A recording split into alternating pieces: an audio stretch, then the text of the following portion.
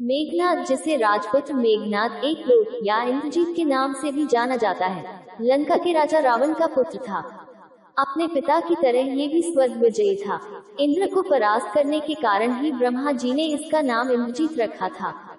इसका नाम रामायण में इसलिए लिया जाता है क्योंकि इसने राम रावण युद्ध में महत्वपूर्ण भूमिका निभाई थी। इसका नाम उन योद्धाओं में लिया जाता है जो कि ब्रह्मास्त्र, नारायणास्त्र तथा पशुपातास्त्र के धारक कहे जाते हैं। इसने अपने गुरु शुक्राचार्य के सानिध्य में रहकर तथा त्रिदेवों द्वारा कई अस्त्र शस्त्र एकत्र किए। स्वर्ग में देवताओं को हराकर उनके अस्त्र शस्त्र पर भी अधिकार कर लिया। मेघनाद पितृभक्त पुत्र था। उसे यह पता चलने पर कि राम स्वयं भगवान है, फिर भी उसने पिता का साथ नहीं छोड़ा।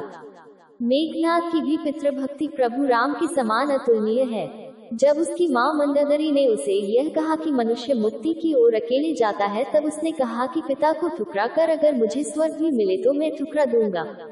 मेघनाद रावण और मंदोदरी का सबसे ज्येष्ठ पुत्र था, क्योंकि रावण एक बहुत बड़ा ज्योतिषी भी था जिसे एक ऐसा पुत्र चाहिए था जो कि अजर, अमर और अजय हो। इसलिए उसने सभी ग्रहों को अपने पुत्र की जन्म कुंडली के 11वें लाभ स्थान पर रख दिया, परंतु रावण की प्रवृत्ति से परिचित शनिदेव 11वें स्थान से 12वें स्थान व्ययखानी स्थान पर आ गए, जिससे रावण को मनवांछित पुत्र प्राप्त नहीं हो सका। इस बात से क्रोधित रावण ने शनिदेव पर पैर से प्रहार किया था।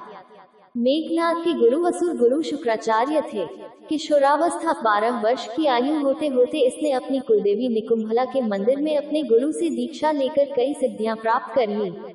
एक दिन जब रावण को इस बात का पता चला, तब वह असुर गुरु शुक्राचार्य के आश्रम में पहुंचा। उसने देखा कि असुर गुरु शुक्राचार्य मेघनाद से एक अनुष्ठान करवा रहे हैं।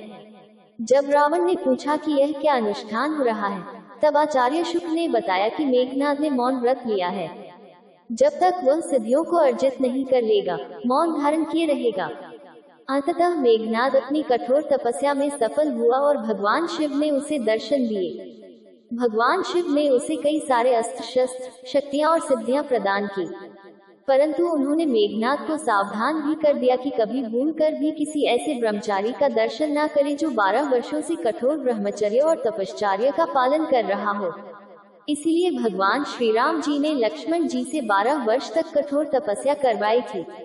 वरदान पाने के बाद मेघनाद एक बार फिर से असुर गुरु शुक्राचार्य की शरण में गया और उनसे पूछा उसे आगे क्या करना चाहिए।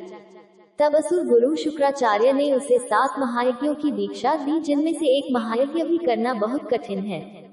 ये भी कहा जाता है कि मेघनाद का नाम उन योद्धाओं में लिया जाता है जो कि आदिकाल से इन महायज्ञ को करने में सफल हो पाए हैं।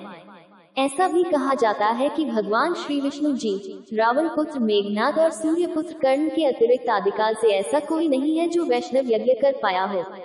देवासुर संग्राम के समय जब रावण ने सभी देवताओं को इंद्र समेत बंदी बना लिया था और कारागार में डाल दिया था, उसके कुछ समय बाद एक समय सभी देवताओं ने मिलकर कारागार से भागने का निश्चय किया और साथ ही साथ रावण को भी सुप्त अवस्था में अपने साथ बंदी बनाकर ले गए। परंतु मेघनाद ने पीछे से अदृश्य रूप में अपने दिव्य रथ पर आरूढ़ होकर देवताओं पर आक्रमण किया। देव सेनापति भगवान कार्तिकेय ठीक उसी समय देवताओं की रक्षा के लिए आ गए, परंतु मेघनाद को नहीं रोक पाए। मेघनाद ने न केवल देवताओं को पराजित किया, अपितु अपने पिता के बंधन खोलकर और इंद्र को अपना बंदी बनाकर वापस लंका ले आया। जब रावण जागा और उसे सारी कथा का ज्ञान हुआ, तब रावण और मेघनाद ने ये निश्चय किया इंद्र का अंत कर दिया जाए। परंतु ठीक उसी समय भगवान ब्रह्मा जी लंका में प्रकट हुए और उन्होंने मेघनाद को आदेश दिया कि वह इंद्र को मुक्त कर दे। मेघनाद ने ये कहा कि वह कार्य केवल तभी करेगा जब ब्रह्मदेव उसे अमृतत्व का वरदान दे, परंतु ब्रह्मदेव ने ये कहा यह वरदान प्रकृति के नियम के विरुद्ध है, परंतु वह उसे यह वरदान देते हैं कि जब आपातकाल में कुलदेवी निकुंभला का तांत्रिक यज्ञ करेगा तो उसे एक दिव्य रथ प्राप्त होगा, और जब तक वह उस रथ पर रहेगा तब तक कोई भी ना से परास्त कर पाएगा और ना ही उसका वध कर पाएगा। परंतु उसे एक बात का ध्यान रखना होगा कि जो उस यज्ञ का बीच में ही विध्वंस कर देगा वही उसकी मृत्यु